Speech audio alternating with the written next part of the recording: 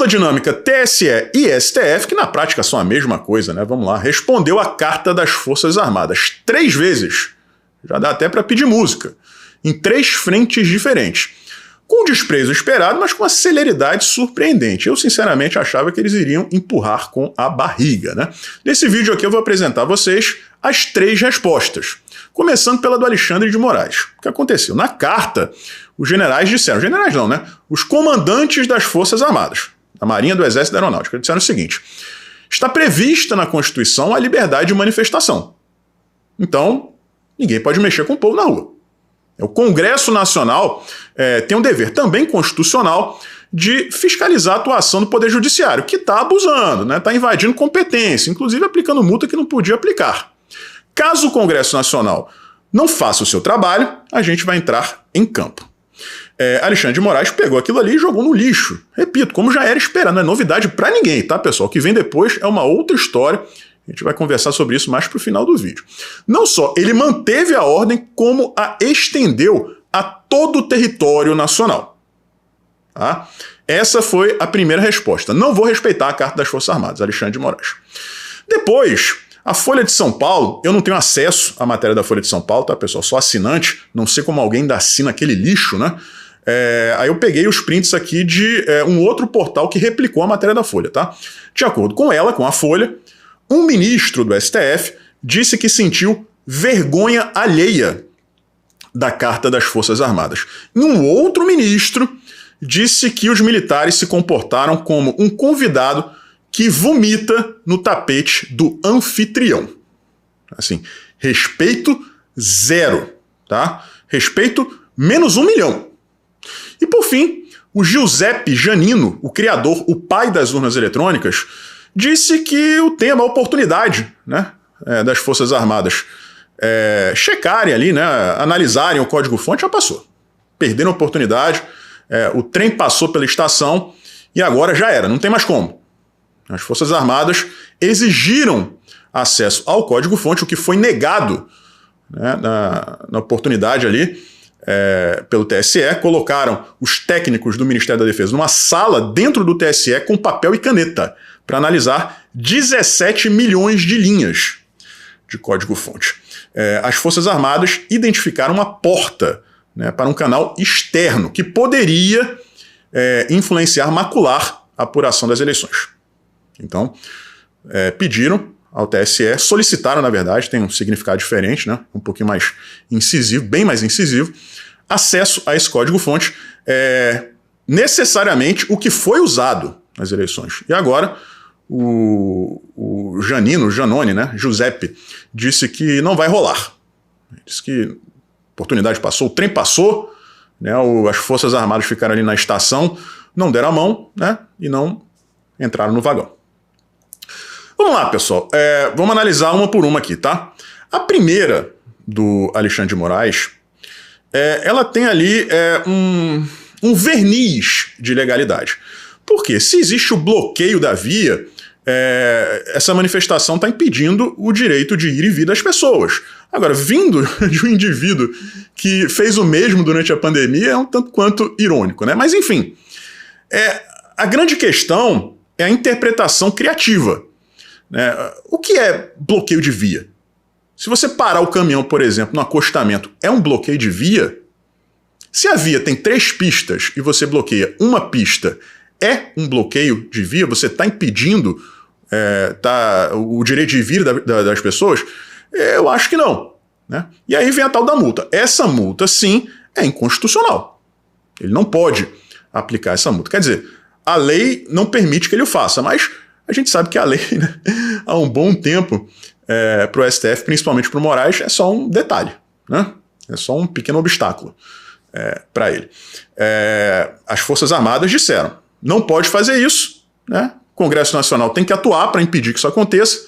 O Pacheco deu uma declaração hoje dizendo que impeachment de ministro da STF é um retrocesso. Para ele, progresso deve ser o quê? Censurar, né?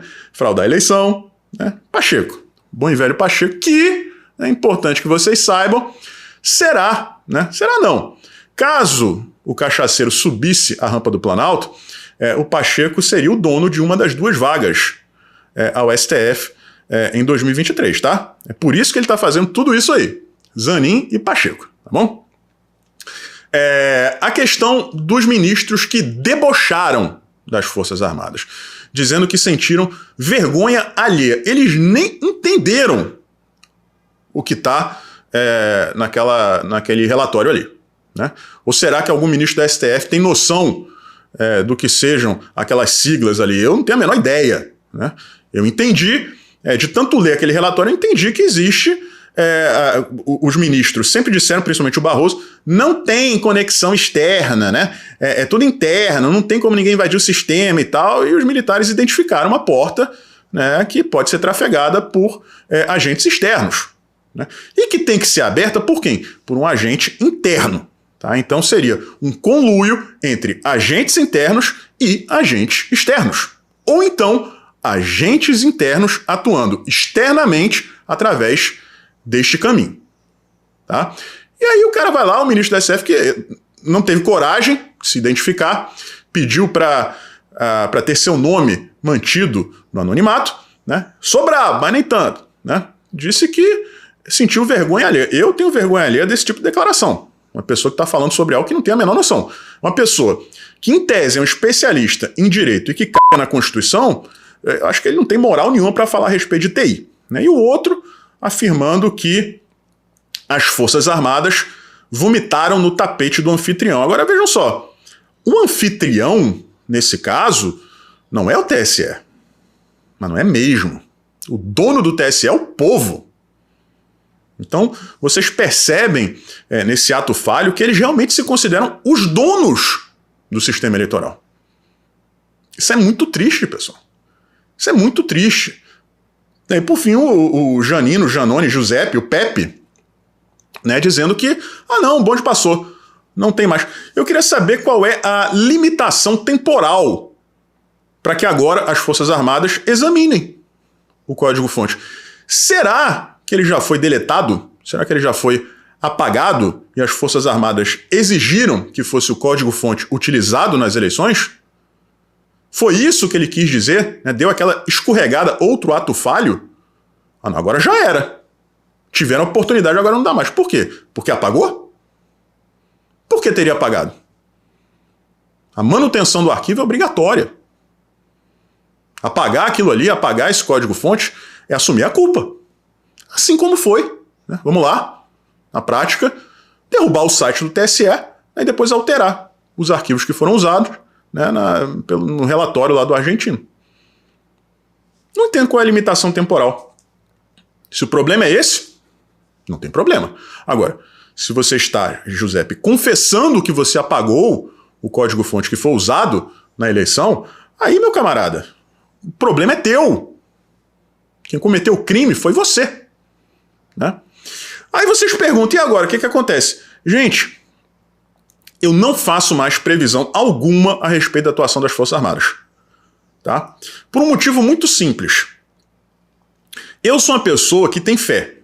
Eu não consigo imaginar um cenário em que... Eu vi tantas fotos lindas, pessoal, dessas manifestações que vão continuar, vão perdurar, que eu não consigo acreditar que possa existir um cenário em que esses personagens, né, sobre quem a gente acabou de conversar aqui, saiam vitoriosos e essas pessoas sejam derrotadas. Dois personagens, né, que eu já citei aqui.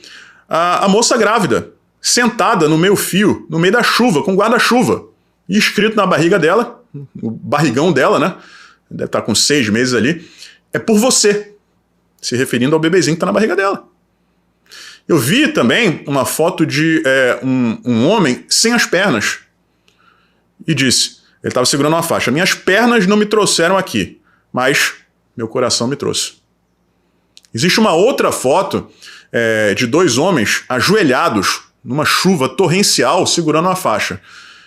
SOS Forças Armadas, ou Forças Armadas nos socorro. Eu, assim, na minha eterna ingenuidade, né, eu não consigo imaginar, como eu disse aqui, um cenário em que esses vilões saiam felizes do outro lado do túnel e essas pessoas, né, tenham que arcar com a irresponsabilidade de todos esses vilões, que não serão afetados absolutamente, em absoluto, né, pelo desastre que se aproxima do Brasil. A gente viu também o Henrique Meirelles. Fez o L, votou e saiu fazendo o L. Né? Quando chegou uma semana depois, ele falou, olha, o cenário aí que se avizinha não é muito bom não, tá? Boa sorte. O cara é bilionário. Vocês acham que ele está preocupado? Aí chega hoje também o Abílio Diniz, aquele cujos sequestradores foram soltos por uma ordem do Lula. Um pedido do Lula. Solta aí, pô. Solta os caras. Aí soltaram. Sequestradores do Abílio Diniz. Síndrome de Estocolmo, literalmente, né? E aí o Abílio Diniz diz, não há motivo para se preocupar, não. Tem porque não existe risco não, mercado. Fica tranquilo aí. É tipo a hiena, né? Vem chegando os leões assim atrás e a hiena. E os leões. Mas para ele também é a mesma coisa, não faz diferença. Tá? Outro bilionário, no dia que ele quiser, ele pega um avião, primeira classe, viaja para os Estados Unidos, para a Europa, para onde ele quiser e passa o resto da vida jogando golfe. Enquanto o povo aqui, ó, se fode. É o Abílio Diniz, né? E por aí vai. Tem mais um monte aí. Helena Landau, outra, né, que dava ali um certo ar de credibilidade à equipe econômica do Lula. Foi outra. E, rapaz, o negócio aqui não vai dar ruim, né? Vai dar ruim. O Lula já colocou o Guido Mantega, né, na equipe econômica dele. Guido Mantega, ministro da Dilma, responsável pelo maior caos econômico da história do Brasil. Né? Eu só não chego aqui e esfrego isso tudo na cara do mercado, né? Porque não faz diferença. Quem conhece os gráficos, né, sabe que não faz diferença. Você que não votou porque estava viajando, resolveu viajar, né? Ou então ficou com preguiça no dia, até a pessoa que não tem culpa, de repente estava doente, não se sinta culpada. Não faria diferença. Né? Não faria. E é justamente por isso, né, que as Forças Armadas querem checar o código-fonte, mas o Giuseppe, né, a autoridade máxima do Brasil, disse, não, vocês não vão. Tá? Então eu não vou aqui fazer previsão, porque eu tenho não é a fé, né?